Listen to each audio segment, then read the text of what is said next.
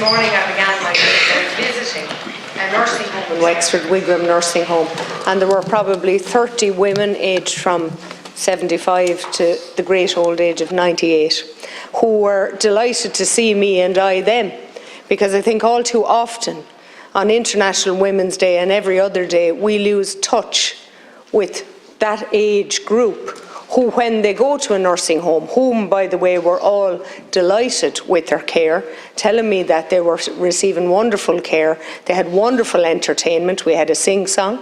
I asked them all where they were from and where they had been. Many of them had travelled different parts of the world. Many of them had worked in the UK in different parts and come back to Ireland from all over the country. They're an inspiration, and they're the people who can tell us what their lives were like and how far we've come. And I was there for an hour. I could have been there for the day, but I had another engagement which went to the other end of the spectrum, and I went to Coláiste the Breed in Enniscorthy, an all-girls school, who had invited me to speak to them for International Women's Day. Well, when I say speak, that was till I got a document on email that were the list of questions I was going to be asked in 35 minutes. But I have to say, this is the document, and it's called Embrace Equity. And that's their campaign, and it says, the aim of the hashtag Embrace Equity campaign theme is to get the world talking about why equal opportunities aren't enough. Equality is the goal, and equity is the means in which to get there. People start from different places, so true inclusion and belonging require equitable action. And I think that's brilliant, from the age group of 13 to probably 17. And then I met another in the same school, haven't spoken to them for an hour, but I'll just give you a flavour of some of the questions I was being asked. So the selection of questions range from, do you think girls are losing interest in politics? And the second question was, the Minister of Scotland, Nicola Sturgeon, as well as former Prime Minister of New Zealand, Jacinda Ardern, both resigned their positions recently. Do you think this is because it's becoming harder for women to fulfil these roles? And my honest opinion was that no, I don't think it's becoming harder. I think we have to put up with a lot, not based on our gender, but because we're politicians. And I think women in particular know when their time is up and what they have to offer has been given, and when they deserve to take their own life back and to probably just go down another route because they don't really see that they have more to give. And these are two great women that I admire greatly and who gave a lot to the political world. And we have many here in this chamber. Daily, we have women who have given their lives.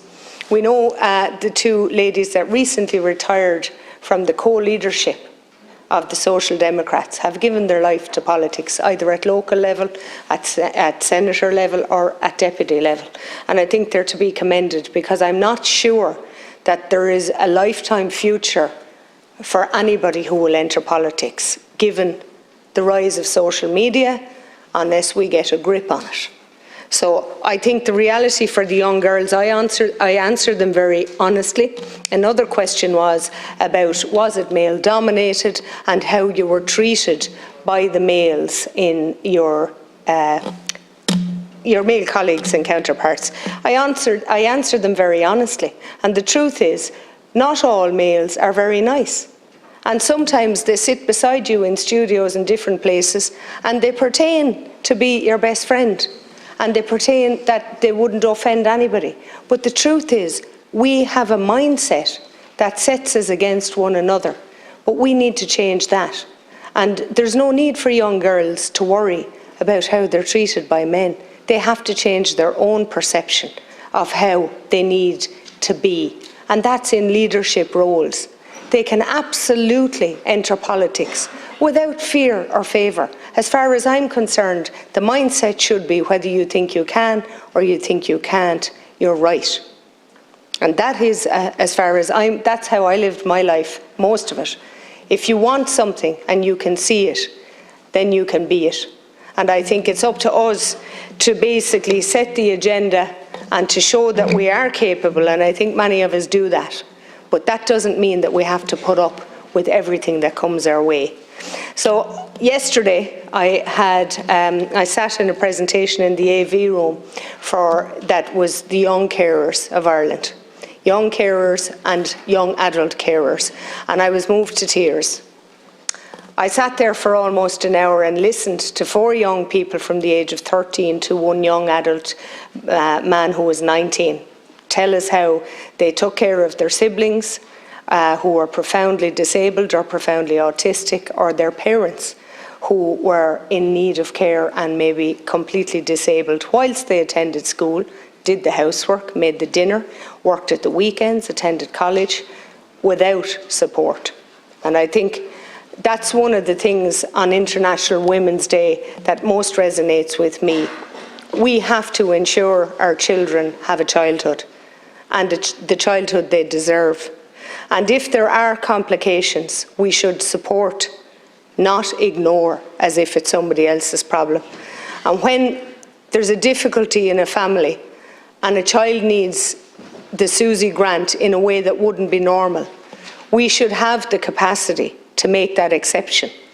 When it comes down to a child in school having a mobile phone because their mother's had a heart operation, teachers should understand that that's why they have that mobile phone, and not take it from them and reduce them to tears.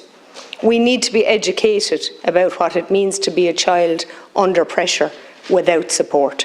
And I think if we don't, we will fail, not only as women, but as politicians, certainly. So I leave it at that, and thank you, Chair.